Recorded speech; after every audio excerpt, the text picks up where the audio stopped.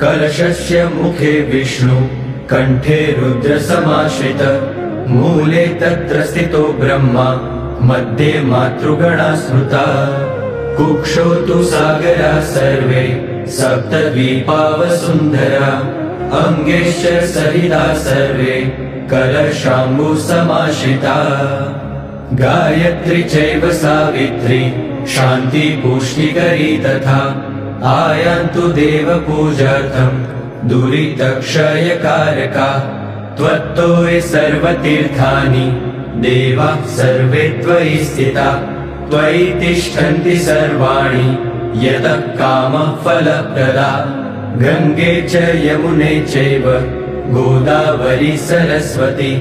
नर्मदे सिन्धु कावेरी जलेऽस्मिन् सन्निधिं कुरु उन्मत्त गंगा सरयू